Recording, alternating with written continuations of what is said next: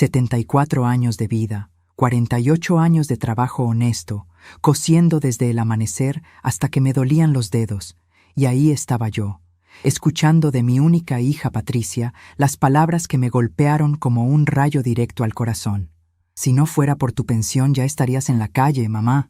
Estaba en la cocina de esta casa donde vivo hace 6 años, preparando el mole que tanto les gustaba como siempre hacía los domingos, cuando ella llegó alterada porque había descubierto que yo compré un medicamento más caro para mi diabetes. Patricia gritaba que yo era una carga pesada, que no aportaba nada más que el dinero de mi jubilación, que ella y su esposo Jesús hacían sacrificios enormes para mantenerme bajo su techo. Tragué aquellas palabras como quien traga veneno puro, fingiendo que no me destrozaban por completo, pero por dentro algo se rompió de manera definitiva e irreparable. Mi nombre es Guadalupe, aunque todos me conocen como Lupita, y durante 74 años creí firmemente que la familia era lo más sagrado del mundo, que el amor entre madre e hija era un lazo irrompible, que todos los sacrificios que hice durante décadas valdrían la pena al final de mis días. Trabajé como costurera desde los 14 años en un pequeño taller del centro de Puebla. Crié a Patricia completamente sola, después de que su padre Ricardo nos abandonó cuando ella tenía apenas 2 años, dejándonos sin nada más que deudas y promesas rotas. Pagué escuela particular para que tuviera mejor educación que yo, curso de inglés en una academia prestigiosa, carrera universitaria de contaduría que ella tanto soñaba, y nunca, ni una sola vez en toda su infancia y juventud, le hice sentir que era un peso en mis hombros cansados. Recuerdo perfectamente cuando Patricia se casó con Jesús hace 8 años en una ceremonia preciosa en la iglesia de Nuestra Señora de Guadalupe. Yo vivía entonces en mi casita humilde pero propia que había comprado con muchísimo esfuerzo después de 30 años ahorrando cada peso que podía. Era una casa pequeña con 2 cuartos en una colonia tranquila, nada lujoso, pero era mío, mi único patrimonio en este mundo después de tanto trabajo. Hace 6 años, cuando Patricia y Jesús tuvieron problemas económicos gravísimos porque el negocio de refacciones de él quebró completamente, vendí mi casita sin pensarlo 2 veces. Entregué todo el dinero a ellos, cada peso de esos 250,000 que recibí por la propiedad, para que pudieran comprar esta casa más grande en una zona mejor de la ciudad. En aquel tiempo, cuando les entregué el dinero con las manos temblorosas de emoción, porque creía estar asegurando mi futuro junto a mi hija, ellos prometieron entre lágrimas y abrazos que yo siempre sería bienvenida aquí, que esta casa sería también mi hogar hasta el último día de mi vida, que nunca me faltaría nada. Patricia me abrazó fuerte ese día y me dijo al oído: «Mamá, esto es tuyo también. Siempre vas a tener un lugar conmigo». Jesús me besó la frente y dijo que me consideraba como su propia madre, que agradecería eternamente mi generosidad. Yo creí cada palabra con el alma, convencida de que estaba haciendo lo correcto, que estaba invirtiendo en el amor familiar que nos uniría para siempre. Los primeros 2 años fueron tolerables, casi agradables incluso. Patricia todavía me incluía en las conversaciones familiares. Me preguntaba mi opinión sobre las cosas de la casa. Me abrazaba de vez en cuando con cariño genuino, pero todo comenzó a cambiar poco a poco, tan despacio que al principio no lo noté. Primero fueron comentarios sutiles sobre cuánto gastaba en mis medicamentos para la diabetes y la presión alta. Luego vinieron las quejas, porque yo usaba mucha luz en mi cuarto cuando me quedaba leyendo por las noches. Después empezaron los reproches por pequeñeces, como si yo dejaba algún plato en el fregadero o si tomaba más tortillas de las que ellos consideraban necesarias para una persona de mi edad. Patricia continuó hablando ese domingo maldito, diciendo cosas que jamás imaginé escuchar de la boca de mi propia hija, la niña que amamanté, que cuidé cuando tenía fiebre, que defendí de todo y de todos. Decía que yo debería estar profundamente agradecida por la enorme generosidad que tenían conmigo, que muchas personas de mi edad vivían abandonadas en asilos o debajo de los puentes. Decía que ella y Jesús podrían estar disfrutando la vida sin preocupaciones si no tuvieran que cargar con mi manutención. Cada palabra era como un golpe directo a mi dignidad, a mi historia, a todo lo que yo representaba como madre que siempre dio todo sin pedir nada a cambio. Jesús llegó del trabajo justo en medio de aquella discusión horrible que me partió el alma. Escuchó todo lo que Patricia estaba diciendo, todas aquellas cosas crueles sobre mí, y en lugar de defenderme o calmar a su esposa, simplemente se quedó ahí parado, asintiendo con la cabeza como quien está de acuerdo con algo completamente obvio y razonable. No dijo una sola palabra en mi defensa. No me miró con compasión. No intentó detener aquella humillación que yo estaba sufriendo en silencio. Su silencio cómplice me dolió casi tanto como las palabras venenosas de Patricia, porque confirmaba que ambos compartían esa visión despreciable de mí como una carga indeseable.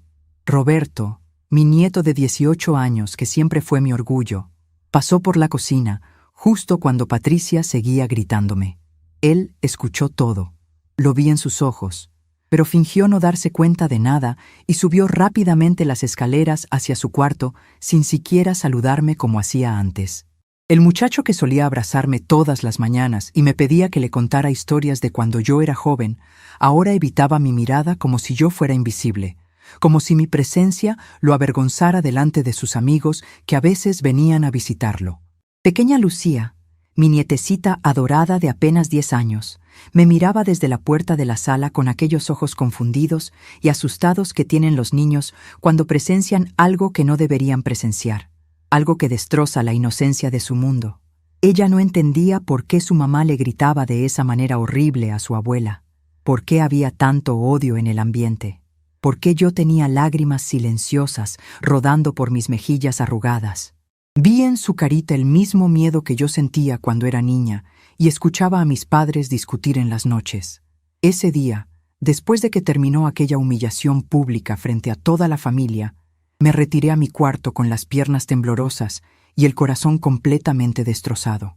Por primera vez en 6 años, viviendo en esa casa que yo misma ayudé a comprar con mis ahorros de toda una vida, cené completamente sola, encerrada en mi habitación. Le dije a Patricia que estaba muy cansada y que no tenía hambre, pero la verdad era que no podía soportar la idea de sentarme en esa mesa con personas que me veían como un problema molesto, como un estorbo que debían tolerar únicamente por obligación económica. Me senté en el borde de mi cama estrecha, la misma cama vieja que traje de mi antigua casita porque no me permitieron comprar una nueva con mi propio dinero, y miré las 4 paredes desnudas de mi cuarto. No había cuadros, porque Patricia dijo que hacían agujeros en la pared. No había plantas porque supuestamente ensuciaban mucho.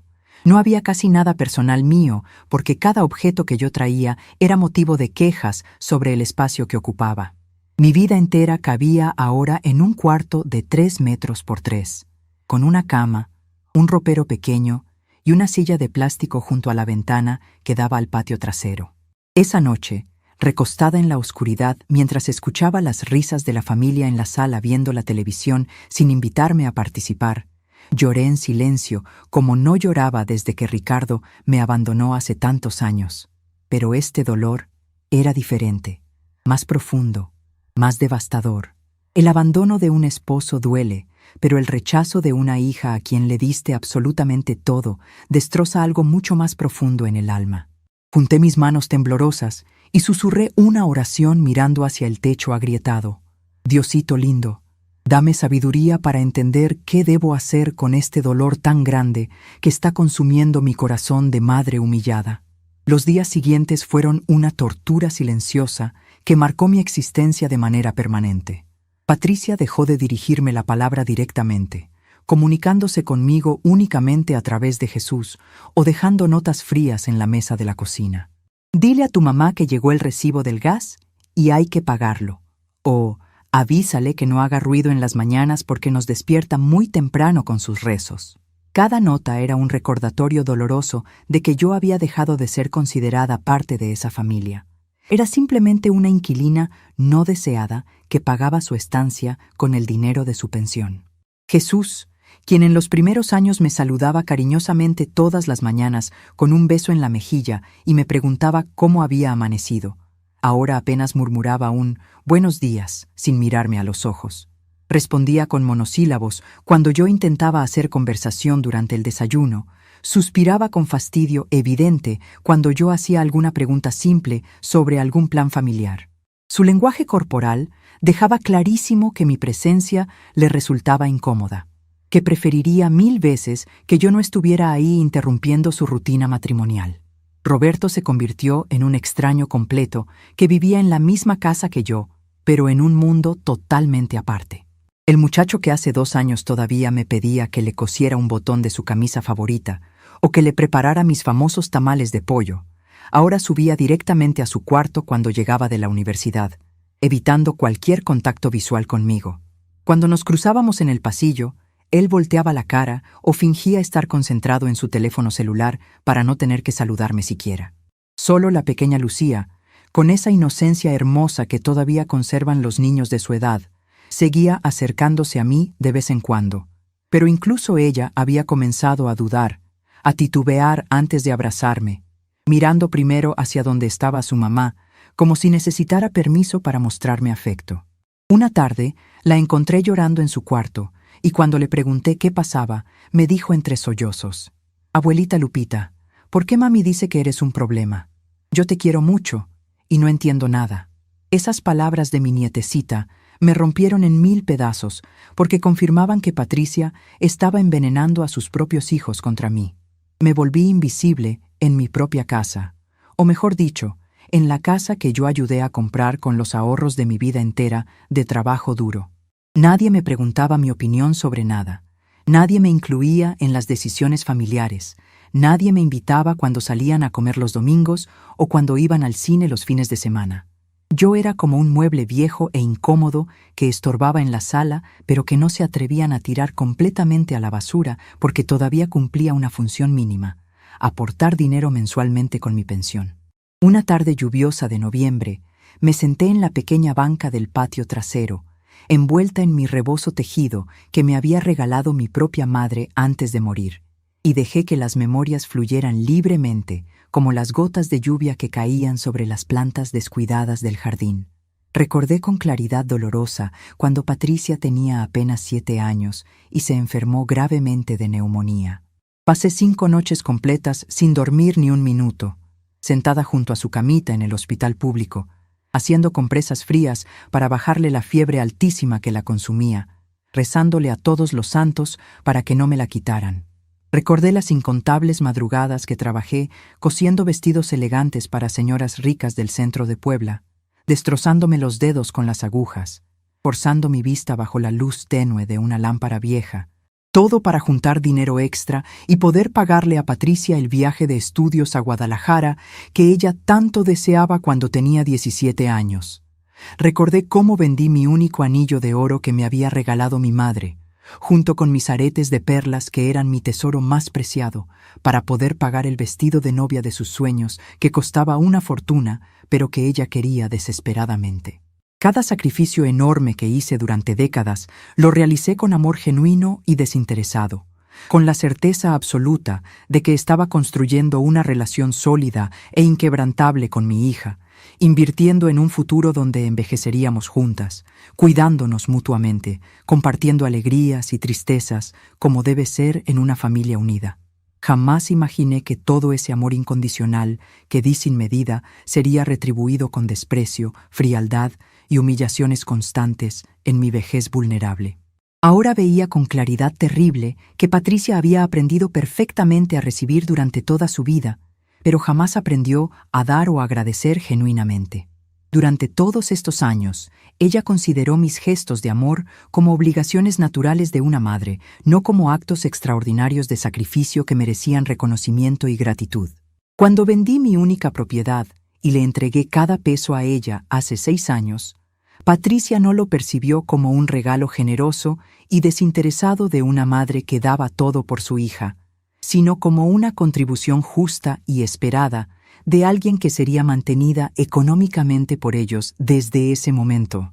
La pensión que recibo mensualmente, resultado directo de 48 años trabajando sin descanso desde que era prácticamente una niña, contribuyendo religiosamente al seguro social toda mi vida laboral, no era vista por Patricia como mi derecho legítimo y bien ganado, sino como un pago obligatorio por el enorme privilegio de vivir bajo el mismo techo que ella. En su mente distorsionada por el egoísmo y la falta de empatía, yo le debía gratitud eterna simplemente por tolerarme en una casa que yo misma ayudé a comprar. Intenté hablar con Patricia varias veces durante las semanas que siguieron a aquella humillación inicial del domingo del mole.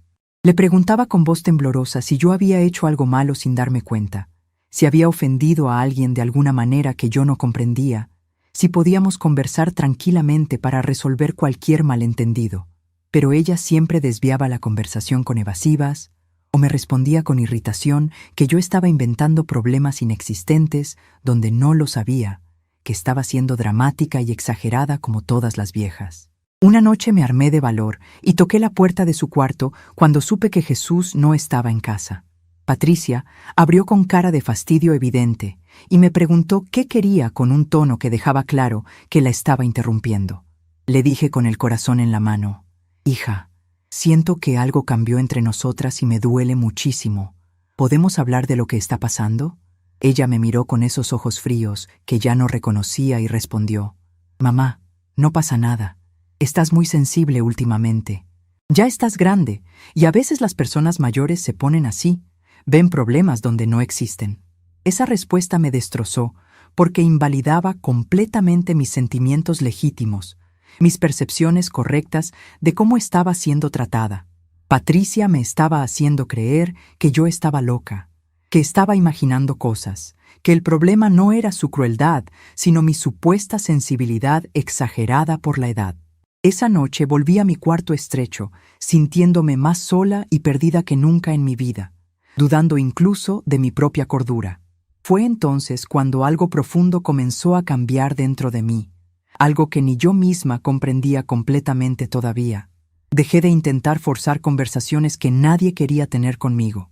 Dejé de esforzarme por ganar sonrisas o palabras amables que claramente ya no llegarían nunca más.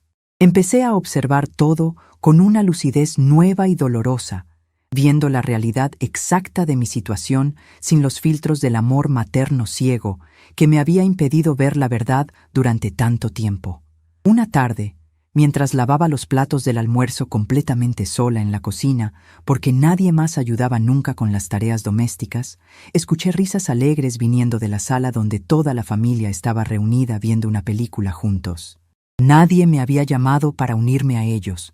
Nadie había preguntado si yo quería ver la película también. Nadie parecía notar o importarle mi ausencia evidente.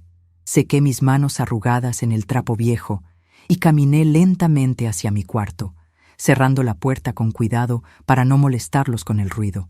Me senté en mi silla de plástico junto a la ventana y miré hacia el cielo que se estaba oscureciendo con la llegada de la noche.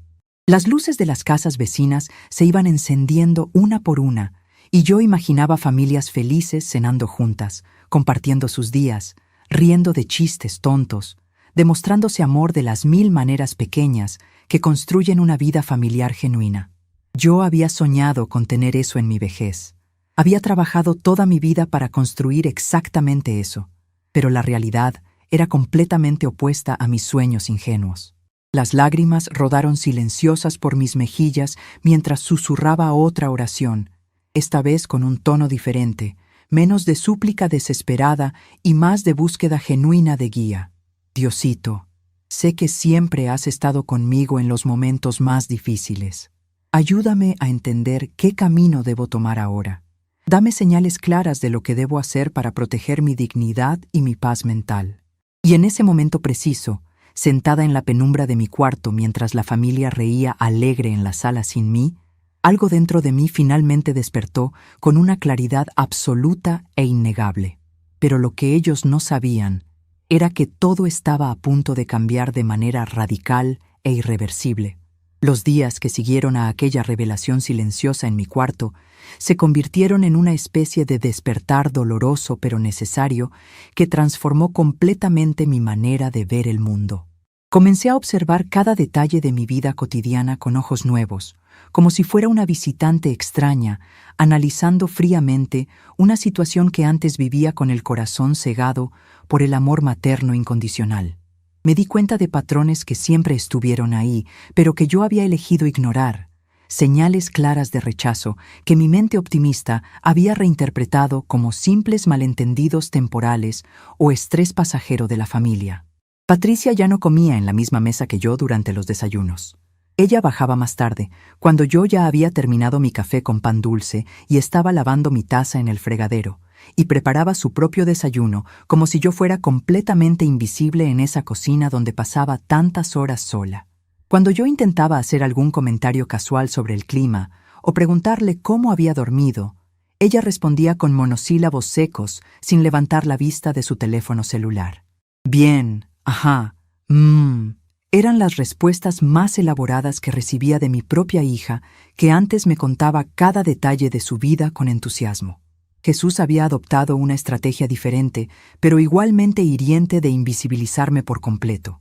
Cuando llegaba del trabajo por las tardes, saludaba a Patricia con un beso largo en los labios, abrazaba a sus hijos con cariño evidente, pero pasaba junto a mí como si yo fuera parte de la decoración de la casa, un objeto sin vida que no merecía ni un simple buenas tardes.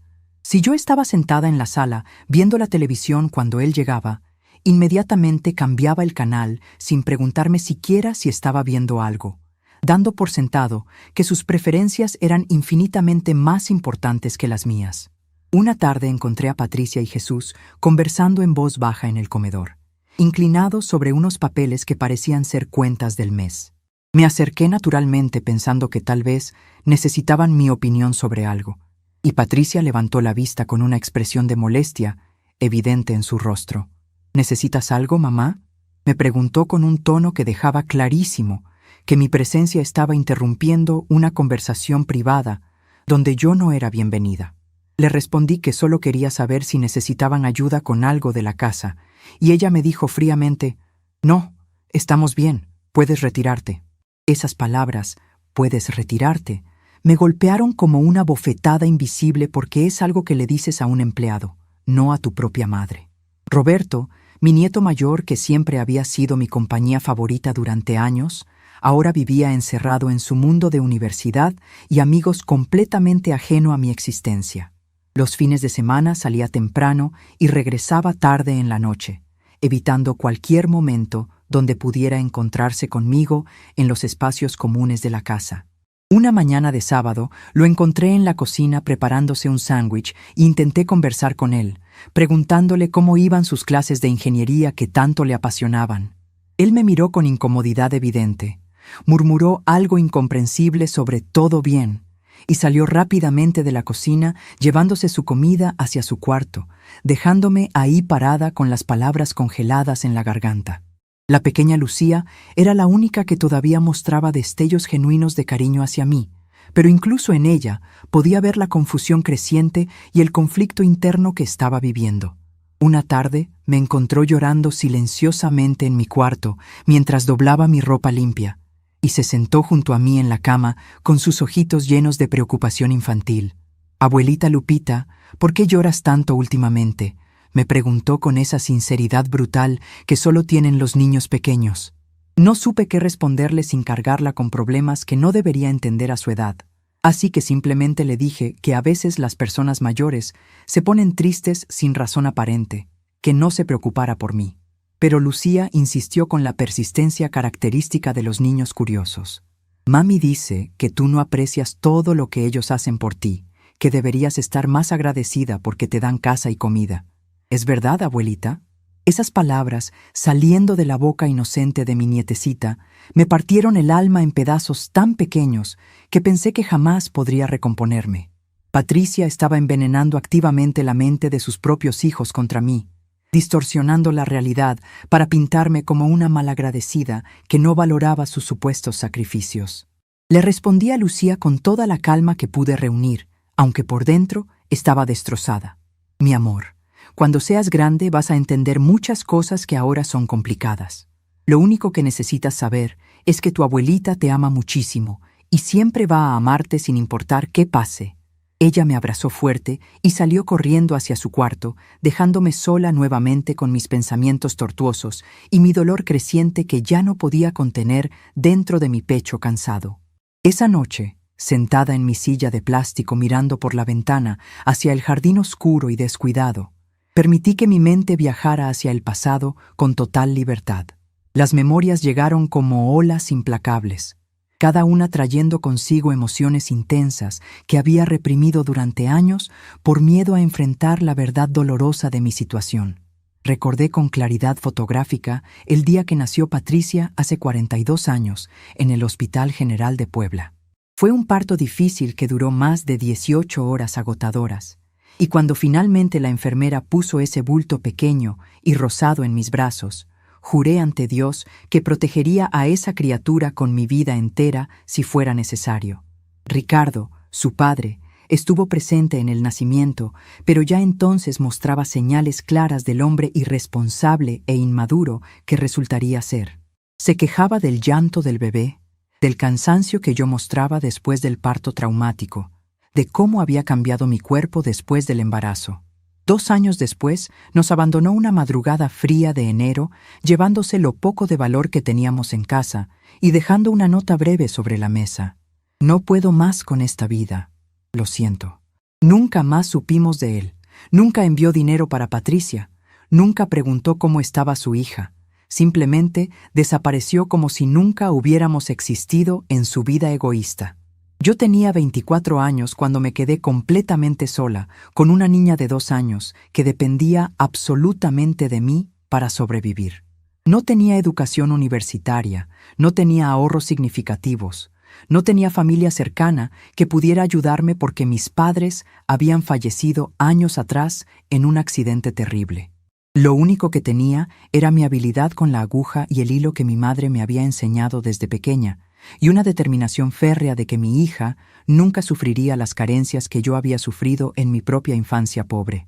Conseguí trabajo en el taller de costura de don Rafael, un señor mayor que necesitaba manos hábiles para cumplir con los pedidos constantes de vestidos elegantes que llegaban de las clientas adineradas del centro de Puebla.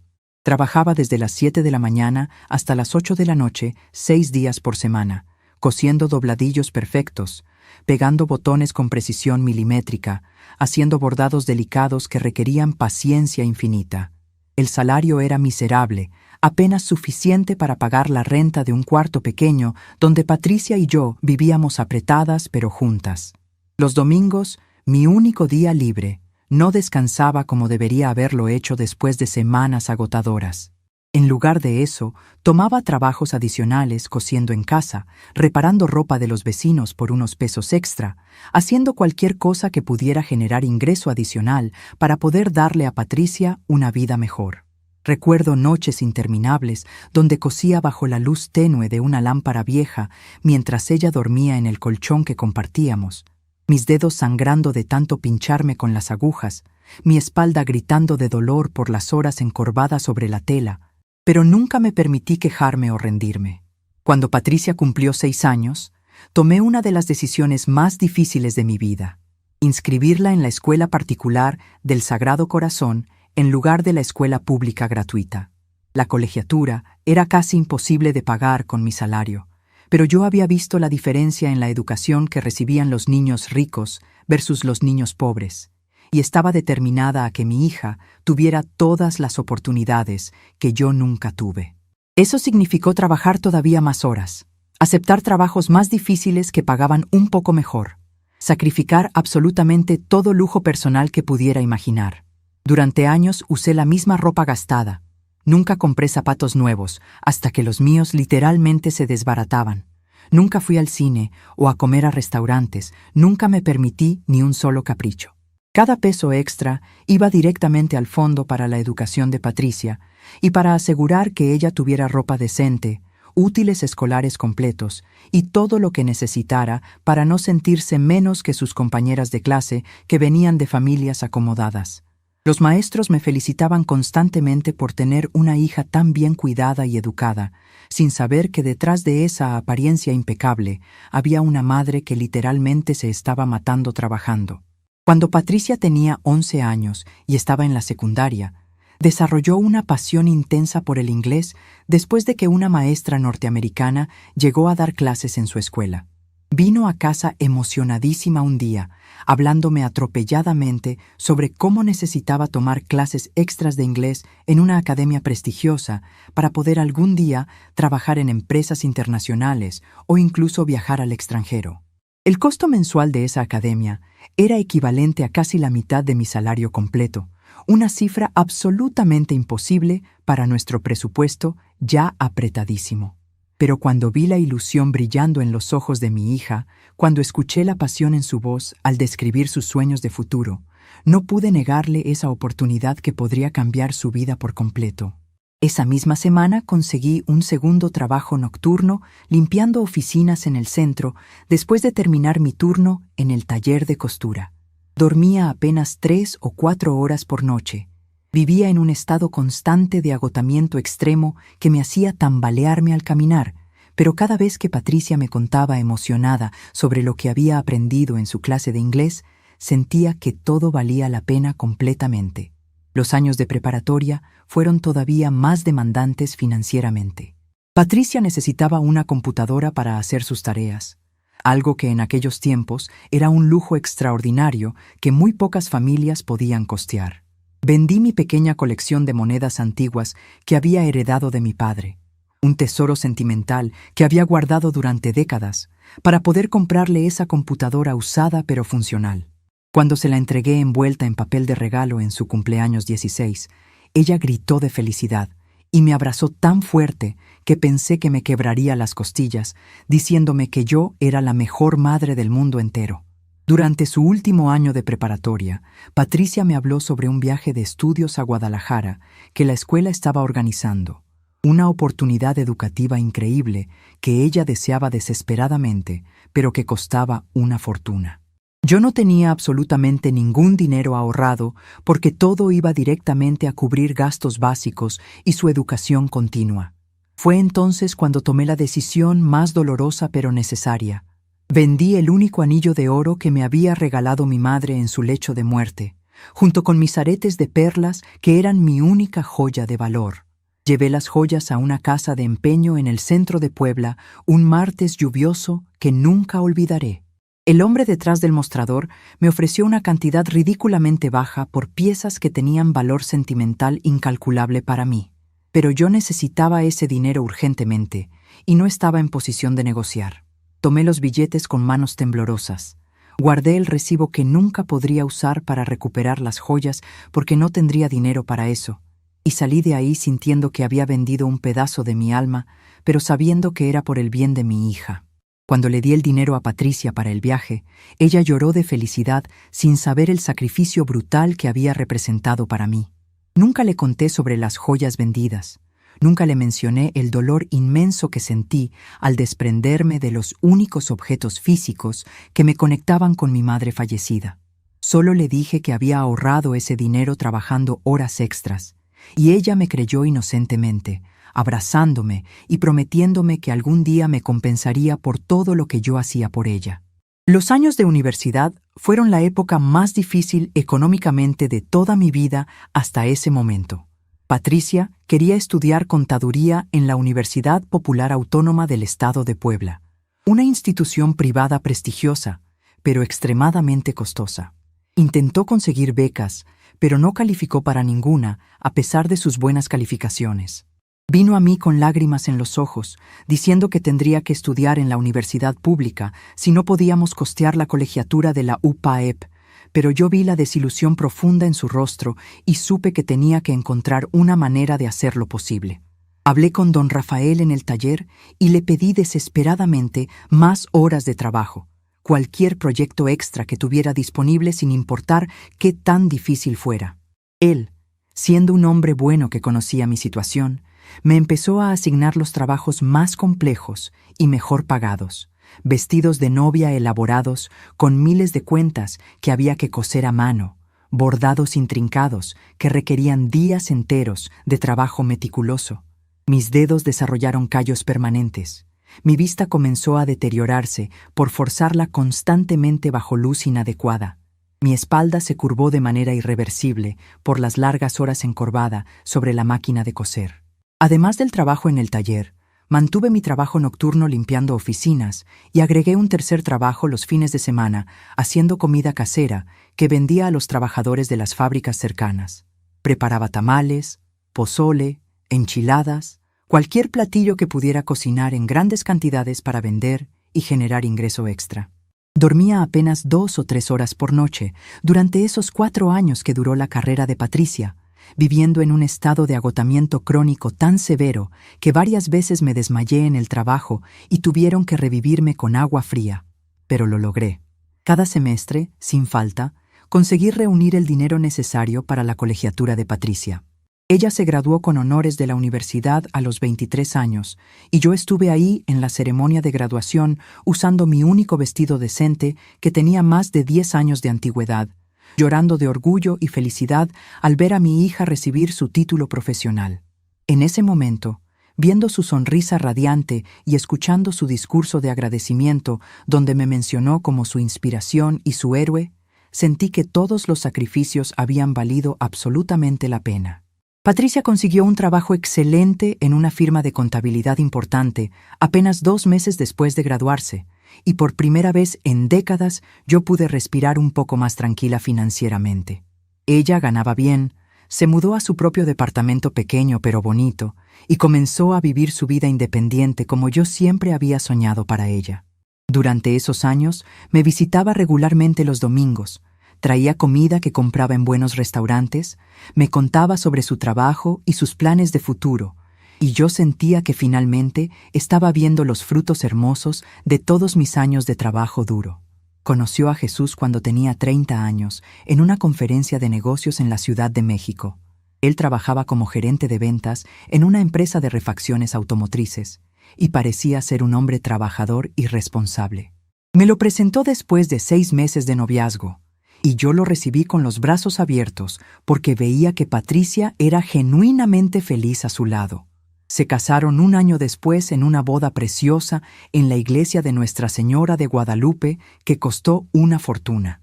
El vestido de novia que Patricia eligió era absolutamente espectacular, un diseño elaborado de una boutique exclusiva que costaba más de lo que yo ganaba en 6 meses de trabajo. Cuando vi el precio, me quedé sin respiración. Pero Patricia me miró con esos ojos suplicantes y me dijo: «Mami, solo me voy a casar una vez en la vida. Este es mi sueño desde que era niña». No pude negarle ese sueño después de todo lo que ya había hecho por ella durante décadas.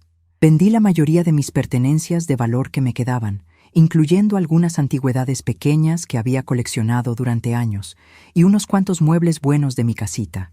Conseguí el dinero necesario para el vestido de sus sueños.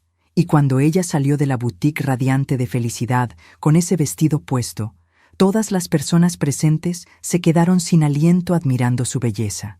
En la boda, cuando la vi caminando por el pasillo central de la iglesia con ese vestido magnífico, lloré incontrolablemente de felicidad pura y de orgullo maternal inmenso.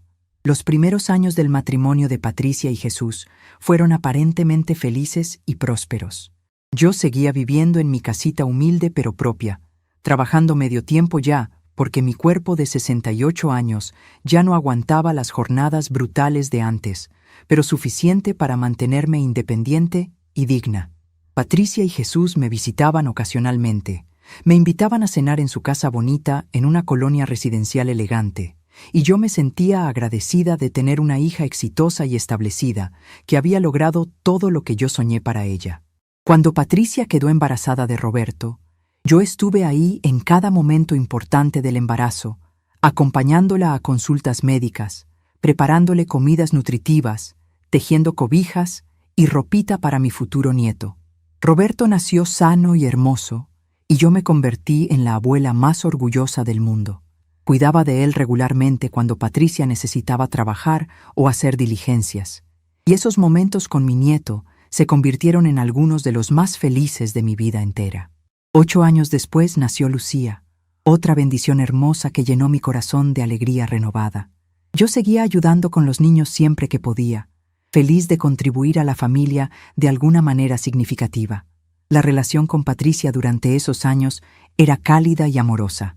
Ella me llamaba regularmente, valoraba mis consejos sobre crianza, y yo sentía que finalmente habíamos alcanzado esa relación madre-hija equilibrada y mutuamente beneficiosa que yo siempre había deseado construir. Pero entonces, hace 6 años, todo cambió drásticamente cuando el negocio de refacciones de Jesús quebró de manera catastrófica. Perdieron todos sus ahorros intentando salvarlo, acumularon deudas enormes y estaban en riesgo real de perder su casa y todo lo que habían construido. Patricia vino a visitarme una tarde con los ojos hinchados de tanto llorar, contándome la situación desesperada en que se encontraban. Me partió el corazón verla así, mi hija exitosa y fuerte ahora reducida a lágrimas de desesperación y miedo por el futuro de su familia. No lo pensé 2 veces. Le dije que vendería mi casita inmediatamente y les daría todo el dinero para que pudieran comprar una casa más grande, donde comenzar de nuevo. Patricia inicialmente protestó diciendo que no podía aceptar semejante sacrificio, pero yo insistí firmemente. Era mi oportunidad de ayudar a mi hija en su momento más difícil, de retribuir todo el amor que nos habíamos dado mutuamente durante décadas, de asegurar que mis nietos no sufrieran las carencias de un hogar inestable. Vendí mi única propiedad, mi seguridad, mi patrimonio de toda una vida de trabajo, por 250,000 pesos. Les entregué cada peso a Patricia y Jesús, quien lloró abrazándome y prometiéndome que esta casa nueva sería también mi hogar para siempre, que yo siempre tendría un lugar seguro con ellos, que jamás me faltaría nada mientras ellos tuvieran un techo sobre sus cabezas. Viví con ellos esos primeros 2 años en relativa armonía. Me trataban con respeto y cariño genuino. Me incluían en las decisiones familiares, valoraban mi presencia y mis contribuciones. Pero gradualmente, casi imperceptiblemente al principio, las cosas empezaron a cambiar. El cariño se fue enfriando, el respeto se fue erosionando y eventualmente llegamos a esta situación horrible donde yo era vista como una carga indeseable que toleraban únicamente por mi pensión mensual. Y ahora, sentada en mi cuarto estrecho, recordando toda esta historia dolorosa, finalmente entendía la verdad completa con claridad brutal. Patricia nunca aprendió gratitud, porque yo nunca le enseñé que el amor también requiere reciprocidad. Pero esa comprensión tardía ya no cambiaba nada, porque algo dentro de mí finalmente había despertado definitivamente. La transformación real comenzó un lunes silencioso de febrero, cuando desperté antes del amanecer con una claridad mental que no había experimentado en años. No hubo un momento dramático de revelación. No escuché voces divinas ni vi señales místicas en el cielo. Simplemente abrí los ojos a las 5 de la mañana y supe con absoluta certeza que había llegado el momento de actuar, de dejar de ser víctima pasiva de las circunstancias y tomar control total de mi propia vida y dignidad. Me levanté de la cama con movimientos silenciosos, me vestí con mi ropa más presentable, un conjunto azul marino que había guardado para ocasiones especiales, y me preparé un café tranquilo en la cocina todavía oscura y vacía. Escribí una nota breve en un papel que dejé sobre la mesa. Salí temprano a hacer diligencias personales. Regreso en la tarde. Guadalupe. No di explicaciones adicionales, no pedí permiso, no ofrecí detalles. Simplemente informé mi ausencia con la misma frialdad con que ellos me trataban diariamente. Salí de la casa cuando el sol apenas comenzaba a teñir el cielo de colores rosados y anaranjados hermosos. Caminé las 6 cuadras hasta la avenida principal donde pasaban los autobuses hacia el centro de Puebla, respirando el aire fresco de la mañana y sintiendo una sensación extraña de libertad que no experimentaba desde hace años. En el autobús, mirando por la ventana el despertar de la ciudad, sentí mariposas en el estómago como cuando era joven y tomaba decisiones importantes que cambiarían el rumbo de mi vida. Mi primer destino fue el banco donde tenía mi cuenta de ahorros y donde depositaban mensualmente mi pensión. Llegué justo cuando abrían las puertas a las 8:30 de la mañana y solicité hablar con el gerente de la sucursal. El licenciado Martín Ramírez me recibió en su oficina privada con amabilidad profesional, ofreciéndome café y preguntándome en qué podía ayudarme. Le expliqué que necesitaba un estado de cuenta detallado de los últimos 6 años, desde que comencé a vivir con mi hija, mostrando cada depósito de pensión, cada retiro, cada movimiento realizado en mi cuenta. El licenciado Ramírez Trabajó en su computadora durante varios minutos mientras yo esperaba con las manos entrelazadas sobre mi regazo, sintiendo mi corazón latir acelerado de nerviosismo. Finalmente, imprimió un documento extenso de varias páginas que revisamos juntos con detenimiento. Mis sospechas se confirmaron de manera brutal. Durante los últimos 3 años, Patricia había estado retirando cantidades significativas de mi cuenta mensualmente, mucho más allá de lo que supuestamente necesitaban para los gastos básicos de la casa que yo había acordado cubrir con mi pensión. «Señora Guadalupe», me dijo el licenciado Ramírez con expresión preocupada, «veo aquí retiros recurrentes que totalizan aproximadamente el 80% de su pensión mensual. ¿Usted autorizó estos montos específicos?». Le expliqué que yo había dado acceso a mi hija para retirar lo necesario para gastos de la casa donde vivíamos juntas, pero nunca imaginé que ella estaría tomando casi todo mi ingreso mensual, dejándome apenas lo suficiente para mis medicamentos y necesidades personales básicas. El gerente me sugirió cambiar inmediatamente las condiciones de acceso a mi cuenta, y yo acepté sin dudar. En ese momento, tomamos las medidas necesarias para que cualquier retiro superior a cierta cantidad pequeña requiriera mi autorización personal y presencial en el banco. También solicité una tarjeta de débito nueva que solo yo tendría, reemplazando la anterior que Patricia conocía perfectamente. Esas acciones concretas me hicieron sentir que estaba recuperando control sobre mi propia vida financiera, después de años de permitir que otros manejaran mi dinero sin supervisión adecuada. Salí del banco con los documentos importantes guardados cuidadosamente en mi bolsa y me dirigí caminando hacia el centro histórico de Puebla. Había investigado previamente en un periódico viejo la dirección de un bufete de abogados que se especializaba en asuntos familiares y civiles. El despacho del licenciado Enrique Morales estaba ubicado en un edificio antiguo, pero bien mantenido cerca del Zócalo, en un segundo piso con ventanas amplias que dejaban entrar la luz natural generosamente.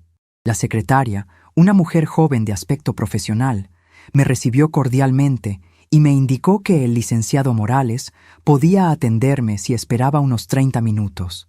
Me senté en la sala de espera, observando los diplomas enmarcados en las paredes, los libros legales ordenados en estantes de madera oscura, y sentí una mezcla de nerviosismo y determinación creciendo dentro de mi pecho. Cuando finalmente me llamaron a su oficina, el licenciado Morales resultó ser un hombre de unos 50 años, con expresión seria pero amable, que me invitó a sentarme y me ofreció agua. Le conté mi historia completa sin omitir ningún detalle relevante. Le expliqué cómo había vendido mi casa y entregado los 250,000 pesos a mi hija y su esposo hace 6 años para que compraran la propiedad donde ahora vivíamos todos. Le mostré documentos que había guardado de aquella transacción, incluyendo recibos de la venta de mi casa y comprobantes de transferencia del dinero. Le describí las condiciones verbales bajo las cuales había hecho esa contribución económica enorme. La promesa explícita de que yo tendría un hogar permanente con ellos, que sería tratada con respeto y dignidad, que mi contribución financiera sería reconocida y valorada. El licenciado Morales escuchó atentamente, tomando notas detalladas en una libreta legal mientras yo hablaba. Cuando terminé mi relato, él se reclinó en su silla de cuero y me miró directamente a los ojos con expresión grave. «Señora Guadalupe, legalmente usted tiene derechos muy claros sobre esa propiedad. Aunque la casa no esté a su nombre, usted contribuyó con una cantidad sustancial para su adquisición. Eso le otorga lo que llamamos un derecho de copropiedad, o al menos una acción legal para recuperar su inversión económica». Me explicó pacientemente las opciones legales disponibles para mí. Podía demandar el reconocimiento de mi copropiedad en la casa, lo cual requeriría un juicio largo y potencialmente conflictivo. Alternativamente, podía exigir la devolución de mi inversión económica con intereses correspondientes a los 6 años transcurridos. Si mi hija no podía o no quería pagar voluntariamente esa cantidad, el juez podría ordenar la venta forzosa de la propiedad para liquidar mi parte correspondiente. Una tercera opción era llegar a un acuerdo extrajudicial donde ellos me pagaran en plazos acordados mutuamente. ¿Cuál opción me recomienda usted, licenciado?, le pregunté con voz temblorosa pero firme. Él respiró profundamente antes de responder. «Señora, Basándome en lo que me ha contado sobre cómo la tratan actualmente, dudo mucho que vayan a cooperar voluntariamente en un acuerdo amistoso. Mi recomendación profesional es que iniciemos acciones legales formales para recuperar su inversión. Es su derecho legítimo, y nadie debería poder quedarse con su patrimonio mientras la tratan con desprecio. Esas palabras fueron como un bálsamo sanador para mi alma herida. Alguien finalmente estaba validando mis sentimientos, reconociendo que yo tenía derechos legales y morales que habían sido pisoteados cruelmente. Acepté su recomendación inmediatamente y le autoricé a iniciar los trámites legales necesarios. Firmé documentos, di mi testimonio formal y salí de su oficina 2 horas después con copias de todo y una sensación creciente de que estaba tomando el camino correcto, aunque fuera doloroso y difícil. Mi siguiente parada fue en la inmobiliaria donde trabajaba María Antonia, mi antigua compañera del taller de costura de don Rafael. Ella había dejado la costura hace años para estudiar y convertirse en agente de bienes raíces, y habíamos mantenido contacto ocasional a través de los años. Cuando entré a la oficina luminosa, llena de fotografías de propiedades en las paredes, María Antonia me reconoció inmediatamente y me abrazó con genuino cariño. «Lupita, qué sorpresa tan agradable verte. ¿Cómo has estado? Hace mucho que no sabía de ti», me dijo con su sonrisa cálida característica. Le expliqué brevemente, y sin entrar en demasiados detalles dolorosos, que estaba considerando mudarme a un lugar propio, algo pequeño pero cómodo, donde pudiera vivir independientemente. María Antonia captó en mi tono de voz y en mi expresión facial que había una historia complicada detrás de esa decisión, pero tuvo la sensibilidad de no hacer preguntas invasivas. Me sentó en su escritorio y comenzó a mostrarme en su computadora diferentes opciones de apartamentos pequeños disponibles para renta en colonias tranquilas de Puebla. Algunos estaban amueblados completamente, otros venían vacíos, pero todos estaban dentro de un rango de precio que yo podía costear con mi pensión si la administraba cuidadosamente. María Antonia me explicó pacientemente las ventajas y desventajas de cada zona, los servicios disponibles cerca, el transporte público, la seguridad del área.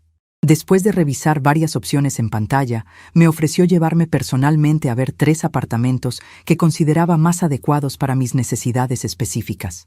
Acepté agradecida y pasamos las siguientes 2 horas recorriendo propiedades. El primer apartamento estaba en un edificio antiguo cerca del mercado La Cocota, pequeño pero con mucha luz natural y una cocina funcional. El segundo estaba en una colonia más moderna, pero el edificio me pareció frío y impersonal. El tercer apartamento robó mi corazón instantáneamente. Estaba ubicado en un edificio de 3 pisos en la colonia La Paz, un área tranquila con árboles en las calles y familias establecidas. El apartamento estaba en el segundo piso. Tenía una sala comedor pequeña pero acogedora, una cocina compacta con estufa y refrigerador incluidos, un dormitorio de tamaño adecuado con closet empotrado, un baño completo recién remodelado, y lo más hermoso de todo, una terraza pequeña pero soleada donde podría poner macetas con plantas y hierbas aromáticas. «Este es perfecto», le dije a María Antonia con lágrimas emocionadas acumulándose en mis ojos. Ella sonrió comprensivamente y me apretó la mano con cariño. «El dueño está pidiendo una renta muy razonable y podemos negociar que te incluya algunos muebles básicos si lo necesitas», me explicó. Le dije que sí, que definitivamente quería ese apartamento, que estaba lista para firmarlo inmediatamente. María Antonia hizo las llamadas necesarias, coordinó con el propietario, y para el final de esa tarde, yo había firmado un contrato de arrendamiento por 1 año con opción a renovación. Pagué el depósito de garantía y el primer mes de renta con dinero que había logrado ahorrar secretamente durante el último año, guardándolo en un sobre escondido en el fondo de mi ropero. El propietario, un señor mayor muy amable llamado don Alberto, me entregó las llaves personalmente y me dijo: «Bienvenida a su nuevo hogar, señora Guadalupe. Espero que sea muy feliz aquí». Sostuve esas llaves en mi mano temblorosa y sentí que estaba sosteniendo mi libertad, mi dignidad recuperada, mi futuro independiente.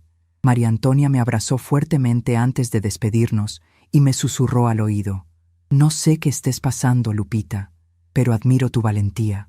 Si necesitas cualquier cosa, sabes dónde encontrarme. Le agradecí con el corazón lleno de gratitud por su ayuda invaluable y su discreción respetuosa. Regresé a la casa de Patricia entrada la tarde, cansada físicamente, pero energizada emocionalmente de manera inexplicable. Nadie preguntó dónde había estado durante todo el día. Nadie mostró curiosidad o preocupación por mi ausencia prolongada. Patricia estaba en la cocina preparando la cena y ni siquiera levantó la vista cuando entré.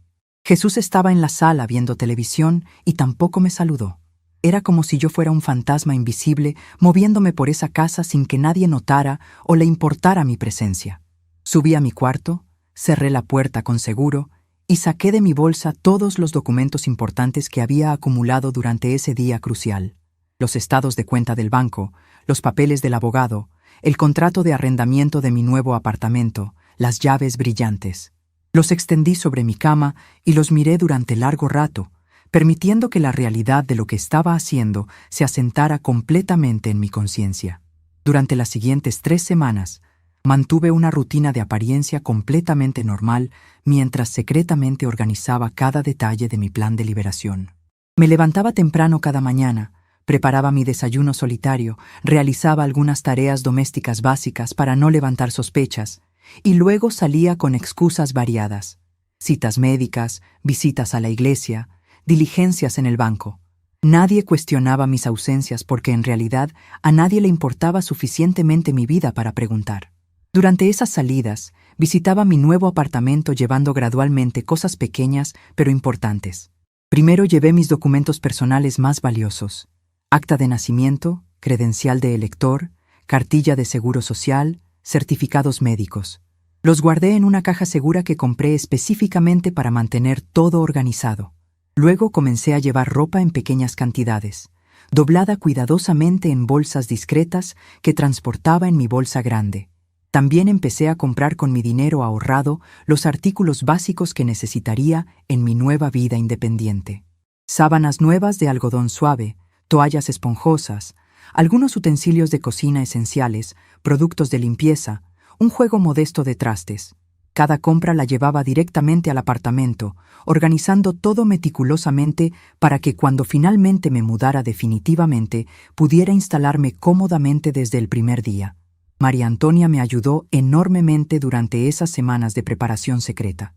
Me acompañó a tiendas de segunda mano donde compramos muebles básicos pero funcionales a precios accesibles: una cama individual con colchón nuevo, una mesa pequeña con 2 sillas, un sillón cómodo para la sala, una mesita de noche.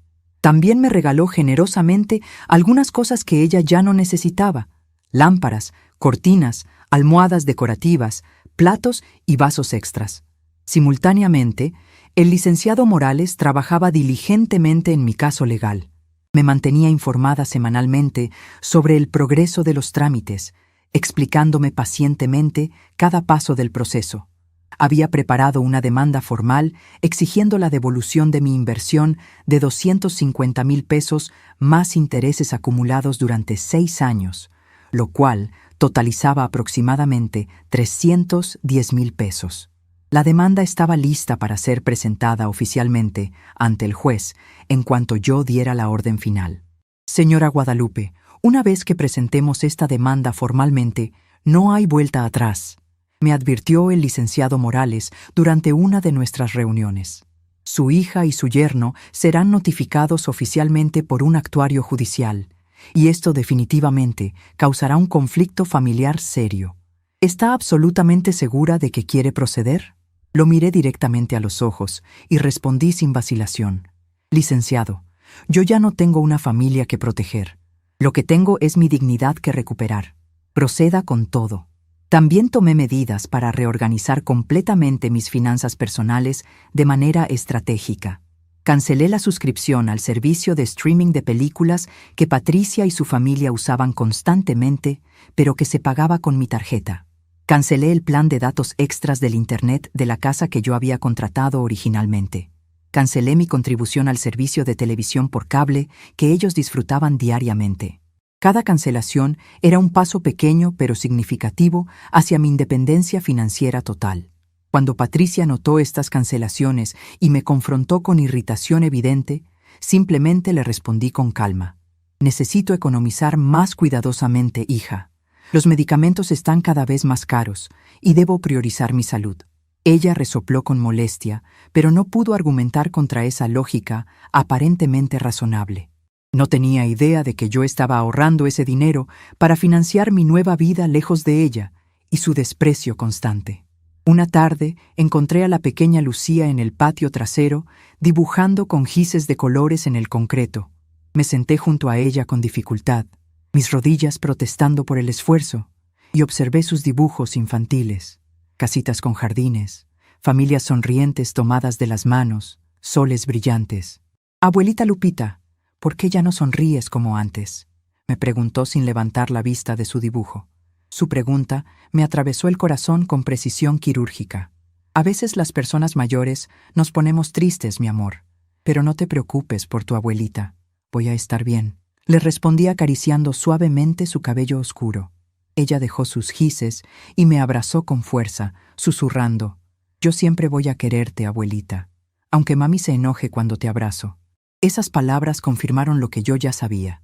Patricia estaba activamente tratando de alejar a sus propios hijos de mí, envenenando sus mentes inocentes con su narrativa distorsionada, donde yo era la villana malagradecida. Esa noche, después de que todos se durmieron, bajé sigilosamente a la cocina y abrí el cajón donde Patricia guardaba documentos importantes de la casa.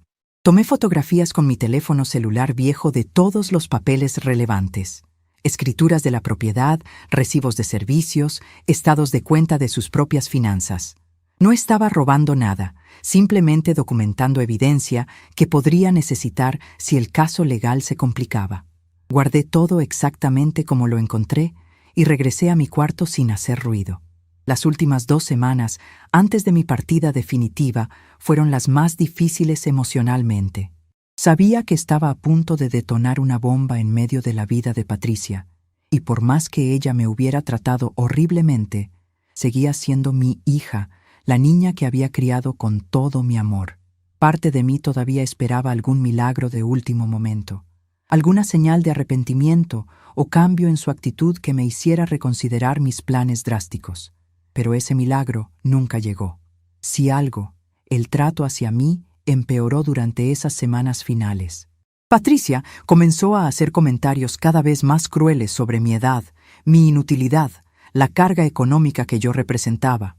Ojalá mi mamá entendiera que ya es hora de que se vaya a un asilo y nos deje vivir en paz, le dijo a Jesús una noche, pensando que yo no podía escucharla desde mi cuarto.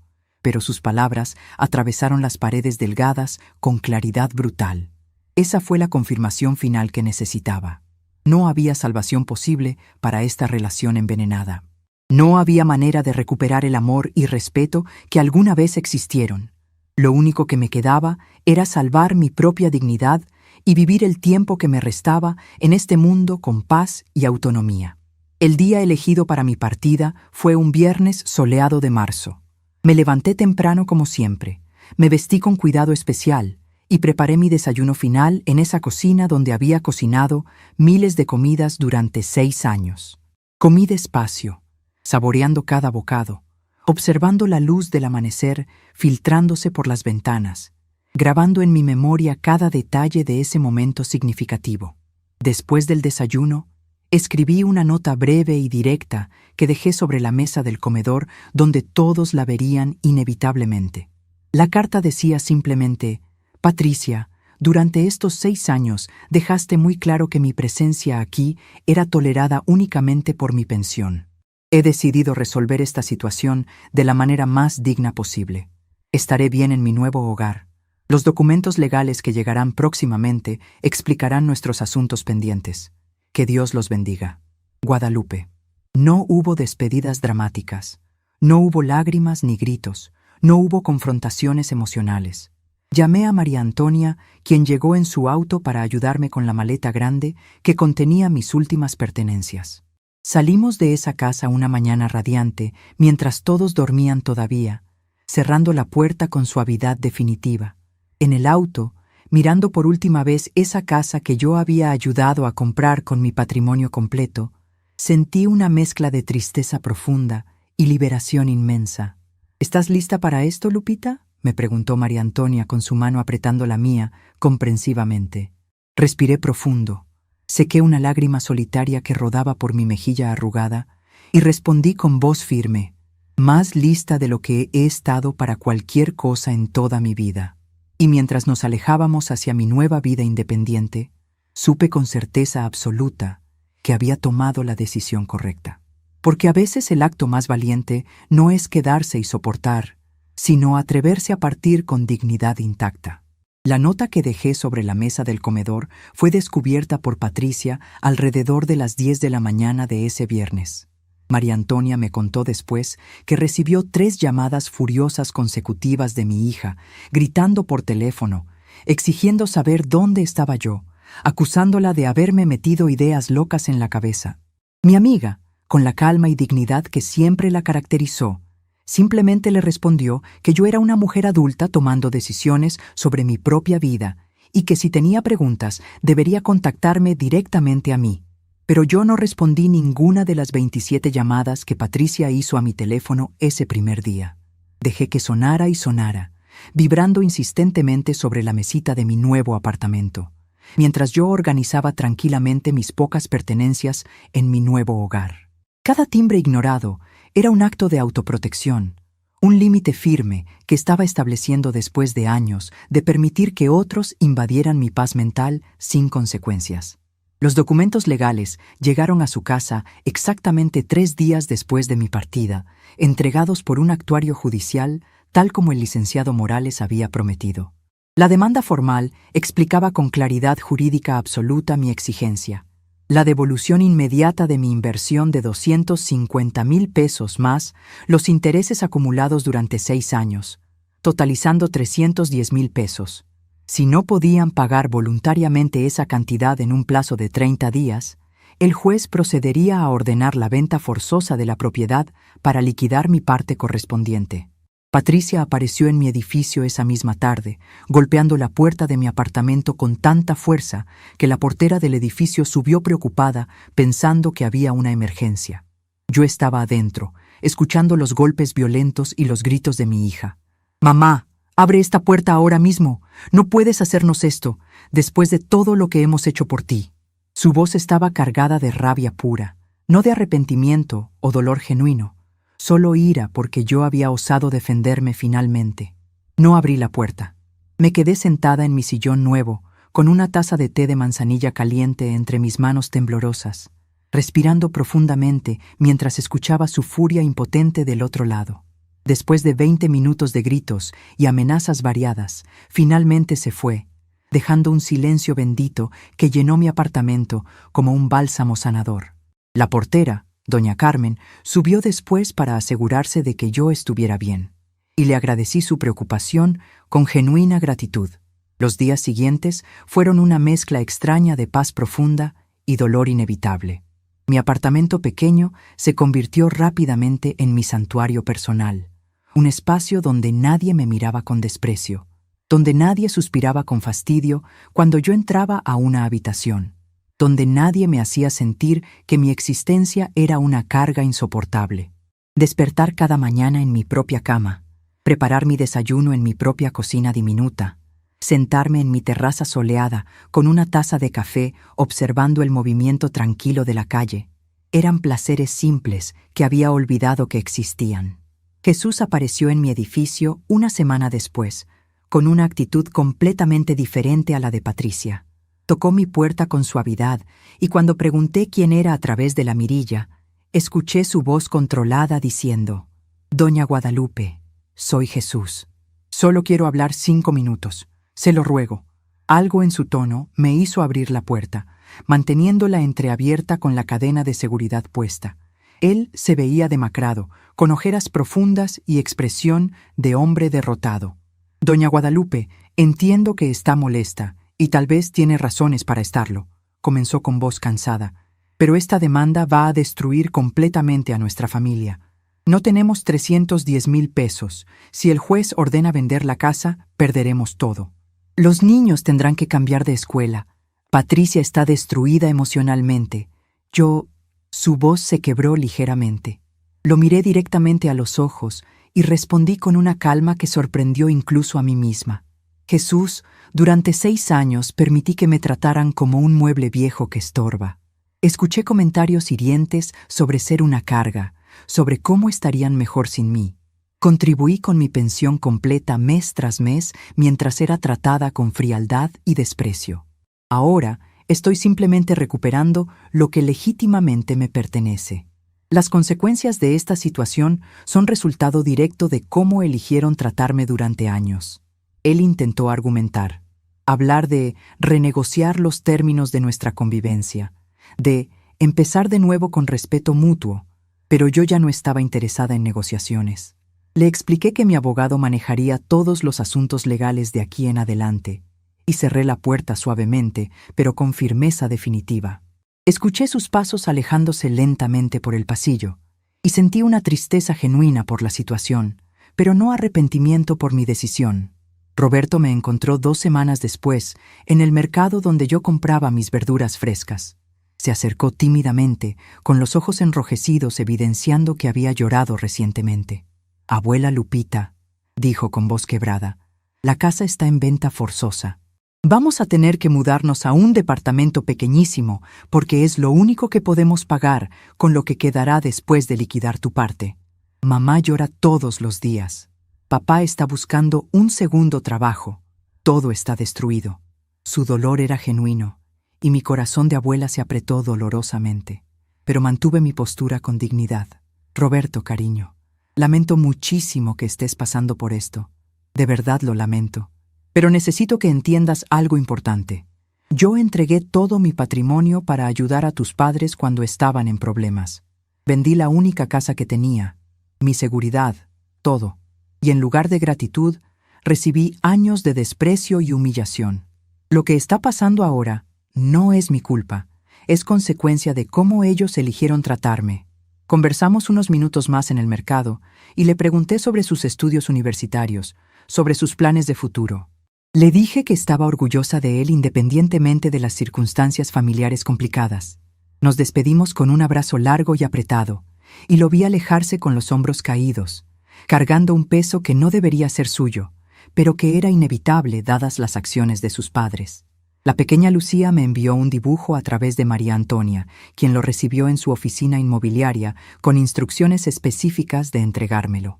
El dibujo mostraba 2 figuras tomadas de la mano bajo un arco iris colorido, con las palabras escritas con letras infantiles torcidas. «Te amo, abuela Lupita. Te extraño mucho». Lloré sosteniendo ese papel en mis manos arrugadas, sintiéndome destrozada por el dolor colateral que mis nietos estaban experimentando, pero sabiendo que no podía sacrificar mi dignidad ni siquiera por ellos. La casa finalmente se vendió 3 meses después de que yo partiera. El juez ordenó la venta y supervisó personalmente la distribución de los fondos. Yo recibí mis 310,000 pesos completos como correspondía legalmente. Patricia y Jesús recibieron lo que quedó después de pagar mis derechos y las deudas hipotecarias pendientes, una cantidad insuficiente para comprar una propiedad similar. Se mudaron a un departamento pequeño en una colonia más modesta, comenzando nuevamente con mucho menos de lo que tenían antes. Patricia intentó contactarme una vez más después de la venta, enviándome una carta larga escrita a mano que llegó a mi apartamento. La leí completa, cada palabra cargada de resentimiento apenas disfrazado como arrepentimiento. No hablaba de cómo me había tratado mal, sino de cómo yo había destruido a la familia, de cómo yo había sido cruel e implacable, de cómo ella jamás imaginó que su propia madre pudiera ser tan vengativa. No había verdadero reconocimiento de su propio comportamiento, solo victimización y culpa proyectada hacia mí. Guardé esa carta en una caja junto con otras memorias dolorosas y nunca respondí. Algunas heridas del alma cicatrizan mejor cuando no son constantemente reabiertas por quienes las causaron originalmente. Aprendí que perdonar no significa necesariamente restaurar relaciones rotas y que proteger mi paz interior era un acto legítimo de amor propio que había tardado 74 años en descubrir y ejercer plenamente. Mi vida en el apartamento pequeño es simple, pero profundamente satisfactoria. Tengo una rutina tranquila que disfruto genuinamente. Café en la terraza cada mañana, cuidar mis plantas de albahaca y hierbabuena, leer libros de la biblioteca pública, visitar ocasionalmente a María Antonia para tomar té y conversar sobre la vida. No hay tensión constante, no hay miradas de reproche, no hay sensación de estar pidiendo permiso para existir en mi propio espacio.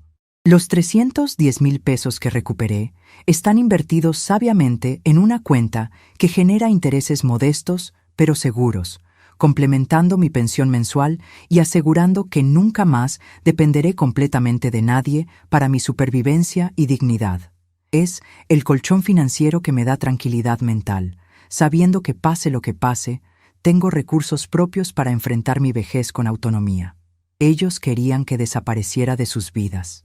Entonces fue exactamente lo que hice, pero en mis propios términos y condiciones justas. 8 meses han pasado desde que cerré la puerta de aquella casa donde viví 6 años, sintiéndome invisible. 8 meses de despertar en mi cama pequeña pero propia, sin el peso de miradas de reproche, sin el nudo constante en el estómago esperando el próximo comentario hiriente.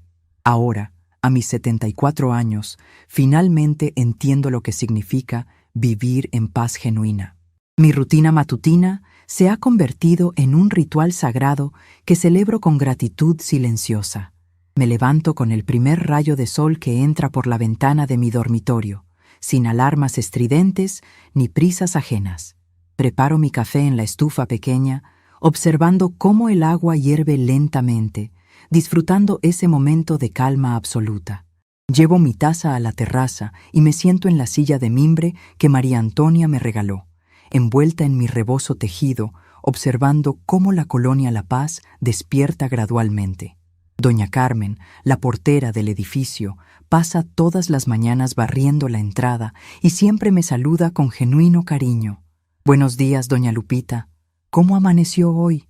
Son palabras simples, ordinarias, pero que llenan mi corazón porque vienen de alguien que me ve, que reconoce mi existencia con respeto natural. Conversamos brevemente sobre el clima, sobre las plantas de mi terraza que ella admira constantemente, sobre nada y todo al mismo tiempo. Las macetas de mi terraza se han convertido en mi jardín personal de sanación. Cultivo albahaca que perfuma el aire cuando la riego en las tardes, hierbabuena que uso para preparar té digestivo, cilantro fresco para mis comidas sencillas y geranios rojos que añaden color alegre a mi pequeño espacio. Cada planta representa algo que recuperé: autonomía, tranquilidad, la capacidad de crear belleza en mi propia vida sin pedir permiso a nadie. Mis días transcurren en una simplicidad que habría considerado aburrida en otro tiempo de mi vida, pero que ahora valoro como el tesoro más preciado. Leo novelas románticas de la biblioteca municipal cercana, historias de amores imposibles y finales felices que me hacen soñar como cuando era joven. Cocino exactamente lo que quiero comer, en las porciones que deseo, sin tener que preparar comidas elaboradas para personas que apenas me agradecían. Camino por el parque todas las tardes, observando a las familias jugando, a los ancianos jugando dominó bajo los árboles, sintiendo que pertenezco a este mundo tranquilo. Roberto me visitó hace 2 semanas por primera vez, desde que nos encontramos en el mercado. Tocó mi puerta con suavidad un domingo por la mañana, con expresión tímida pero sincera.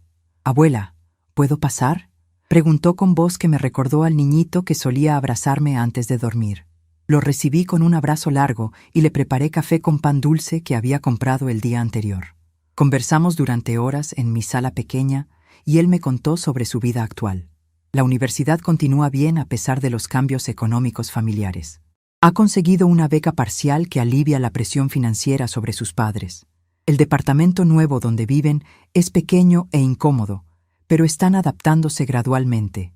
Patricia sigue sin hablar bien de mí, pero Roberto ha comenzado a formar sus propias opiniones sobre lo sucedido. «Abuela, he estado pensando mucho sobre todo», me dijo mirándome directamente a los ojos con madurez nueva. «Al principio estaba enojado contigo, no voy a mentir. Pensaba que habías sido cruel con nosotros. Pero después empecé a recordar cómo te trataban mamá y papá, los comentarios que hacían, cómo te ignoraban, cómo yo mismo empecé a tratarte mal solo porque ellos lo hacían. y me di cuenta de que tú solo pedías lo básico, respeto y dignidad. Sus palabras me conmovieron profundamente, validando sentimientos que había guardado durante años. Le expliqué que nunca quise causarle dolor a él ni a Lucía, que mis acciones fueron dirigidas a protegerme a mí misma después de años de humillación constante. Le conté sobre los sacrificios que hice por su madre durante décadas, no para hacerlo sentir culpable, sino para que entendiera la historia completa que Patricia probablemente nunca le contaría. Roberto me abrazó antes de irse susurrando: «Te amo, abuela, y quiero que sepas que voy a visitarte seguido si me lo permites. Tú eres mi familia también, independientemente de lo que pasó entre tú y mis papás». Le dije que mi puerta siempre estaría abierta para él, que podría visitarme cuando quisiera. Y lo vi partir sintiendo esperanza renovada de que al menos una relación familiar podría salvarse de los escombros. Lucía me envió otra carta hace 3 días, entregada nuevamente a través de María Antonia. Esta vez no era solo un dibujo, sino también palabras escritas con su letra infantil mejorada. «Querida abuela Lupita, extraño cuando me hacías trenzas en el pelo y me contabas cuentos antes de dormir. Mami dice que hiciste cosas malas, pero yo solo recuerdo que siempre fuiste buena conmigo. ¿Puedo visitarte algún día? Te amo mucho. Lucía». Lloré leyendo esas palabras y le respondí con mi propia carta diciéndole que por supuesto podía visitarme, que la amaba infinitamente, que nada de lo sucedido cambiaba el amor de su abuela por ella. Patricia no ha vuelto a buscarme directamente. Supe por Roberto que ella mantiene su narrativa de ser la víctima en esta historia, contándole a cualquiera que escuche cómo su madre cruel la traicionó y destruyó a su familia. No siente arrepentimiento genuino por cómo me trató durante años, solo resentimiento por las consecuencias de sus propias acciones. Esa realidad me entristeció inicialmente, pero he aprendido a aceptar que no puedo controlar cómo otros eligen interpretar la verdad. He comenzado a asistir a un grupo de tejido que se reúne los miércoles en el centro comunitario cercano.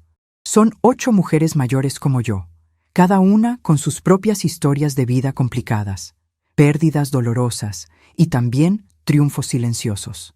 Nos sentamos en círculo tejiendo bufandas, manteles, cobijas para donar a personas necesitadas, mientras conversamos sobre todo y nada. Ellas conocen mi historia en versión resumida y me han abrazado como parte de su grupo sin juzgarme.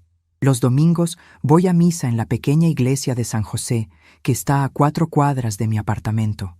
Me siento en las bancas de madera gastada, escuchando los cantos suaves del coro, rezando con el corazón lleno de gratitud por esta segunda oportunidad de vivir con dignidad.